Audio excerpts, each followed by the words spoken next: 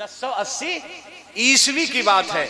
मुकर्रम अली उसका नाम था, बहुत बड़ा बादशाह था, यमन का पूरा यमन उसके जेरे असर था। उसके पास एक मोती कहीं से आ गया, बड़ा कीमती मोती, बेशकीमत मोती उसके पास आ गया, और वो ऐसा नायाब मोती था कि दुनिया में उसके पाए का कोई मोती था ही नहीं। जैसे अपने यहाँ का कोहिनूर समझ लीजिए, है नहीं, अपने यहाँ का कोहिनूर था भारत का, चोटे ले गए उसको चुरा करके। अब कोई लाने वाला है भी नहीं जो उसे ला सके। डींगे तो सब मारते रहते हैं, लेकिन कोहिनूर कोई वापस नहीं ला सकता, कहाँ ला पा रहे हैं। तो कोहिनूर जैसा वैसी यमन के उस बादशाह को, मुकर्रम अली को, वो मोती हाथ आ गया, बेशकीमत मोती था। उसने क्या किया, एक खादिम रखा उसके लिए और एक कमरा बनाया, उस कमरे में मोती के रखने की जगह रख दी, एक बॉक्स बनवाया, उस बॉक्स में मोती रखा, खादिम लगा दिया।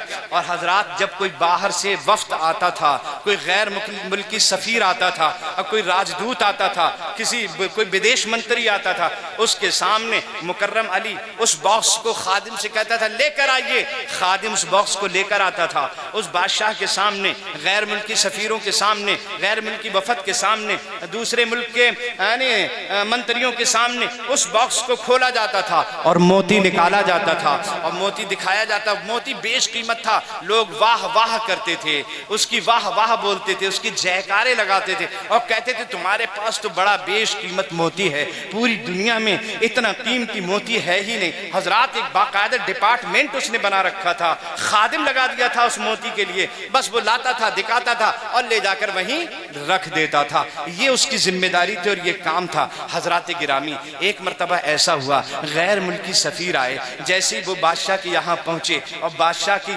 खिदमत में पहुंचे, खादिम को हुक्म हुआ लाओ वो बेशकीमत मोती, इनको दिखाकर इनका एंटरटेनमेंट कर दिया जाए और इनको भी जो है खुश कर दिया जाए। खादिम लेकर आया, बॉक्स खोला गया, अंदर से मोती निकला, वो चमकदार मोती, रिफ्लेक्शन और वो चमक मारता हुआ मोती जब लोगों ने देखा, गैर मुल्की सफीरों ने देखा, खुश हो गए, वाह वाह करने लगे। और खादिम से कहा आप बंद करो, ले जाकर उसी मकाम पे रख दो। खादिम ने बंद किया, ले जाकर उसी हुजरे में रखने के लिए जब लेकर चला तो रास्ते में उसका एक लड़का खेल रहा था, उसी खादिम का। खादिम से कहने लगा अब्बा ये क्या है? कहा बेटा मोती है, शाही मोती है, ये फला हुजरे में रखा जाता है, फला कमरे में रखा जाता है।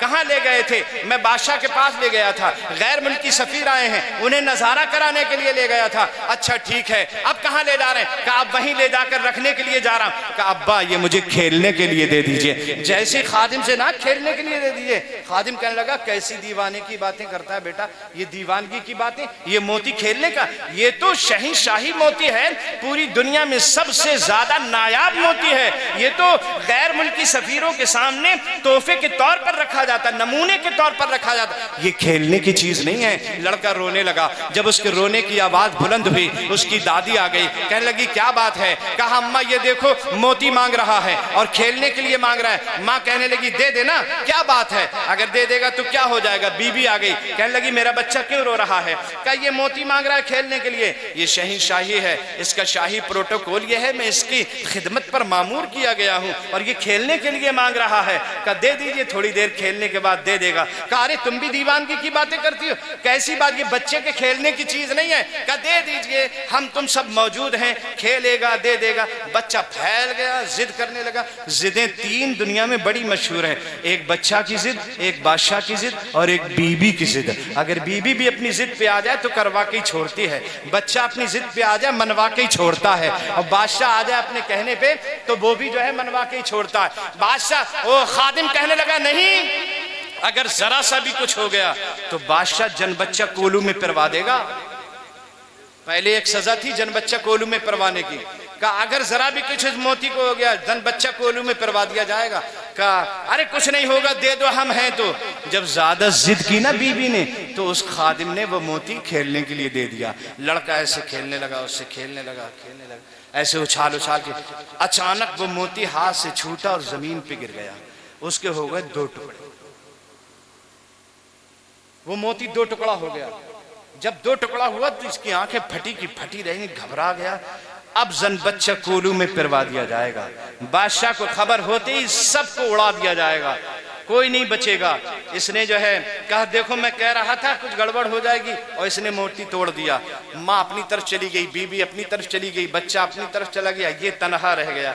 आंसू थोड़ी देर बहाया, बहाने के बाद डिब्बे में रखा और रखने के बाद उसी मकाम पे ले जाके रख दिया। अब घबराया रहता है, जिस दिन भी गैर मुल्की सफीर आ गए, जिस दिन भी विदेश मंत्री आ गए, उसी दिन मुझको मोती मंगवाया जाएगा और मोती दिखाने के लिए लाया जाएगा। मैं लाऊंगा टूटा हुआ मोती, बादशाह देखेगा, सजा मुकर्रर कर देगा, जन बच्चा कोलू में परवा दिया जाएगा। हजरात गिरामी बस ये सोचता रहता था, गमजदा रहता था, चेहरा लटका रहता था। एक दोस्त था, उसने देख लिया, कहा बहुत दिन हो गए मैं देख रहा हूं तुम्हारा चेहरा लटका रहता है, तुम्हारे चेहरे पे मायूसी के आसार रहते हैं, बात क्या है? कहने लगा कोई बात नहीं, कोई बात नहीं, बताना पड़ेगी। दोस्त हैं तो दोस्ती में शेयर करना ही पड़ेगा, गम भी शेयर करते हो, खुशी भी शेयर करते हो, ये बात क्यों छुपाते हो? बताओ तो सही आखिर बात क्या है? वो कहने लगा जिस मोती पर मुझे बादशाह ने मामूर किया था, वो मोती मुझसे मेरे बच्चे ने खेलने के लिए मांग लिया था और वो मोती टूटकर दो टुकड़ा हो गया है।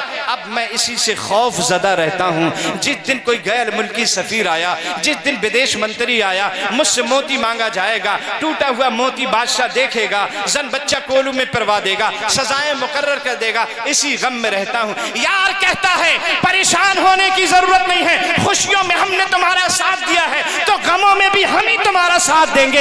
यार वो नहीं, जब तक नोटों में जेब में नोट रहते हैं तब तक यार की यारी रहती है, और नोट खत्म होते हैं तो यार भी किनारा ले लेते हैं, यार भी दाएं बाएं हो जाते हैं। ऐसा यार नहीं होना चाहिए। नबी फरमाते हैं दोस्ती भी अल्लाह के लिए हो और दुश्मनी भी, जल्दी बोलो, दोस्ती भी अल्लाह के लिए और दुश्मनी भी अल्लाह के लिए होना चाहिए। वो कहने लगा जब हम खुशी में तुम्हारे साथ हैं तो गम में भी तुम्हारे साथ रहेंगे, और ऐसा है परेशान होने की जरूरत नहीं है। सूरह तलाक की आखिरी आयतें हैं, इनको पढ़ा करो। वमन यत्तकिल्लाह यजअल लहू मखरजा व यरज़ुक़हु मिन हैसु ला यहतसिब। जो अल्लाह से खौफ खाता है, जो अल्लाह से डरता है, अल्लाह उसे रास्ता बना देता है, उससे मुसीबत से निकलने का रास्ता बना देता है, और उसको ऐसी जगह से इनायत करता है कि वो गुमान भी नहीं कर सकता।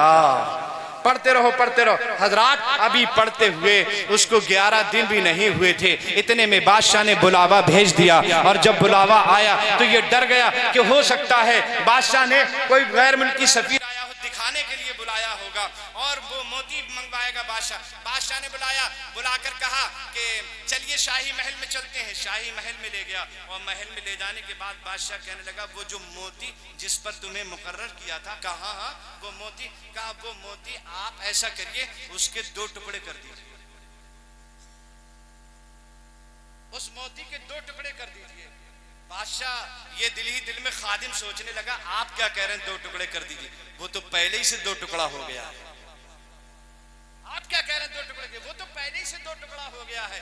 कहने लगा 2 टुकड़े कर दीजिए, लेकिन खादिम बोला हजरत आप ऐसा क्यों चाहते हैं, 2 टुकड़ा क्यों करवाना चाहते हैं? कहने लगे मेरी 2 बीबियां हैं।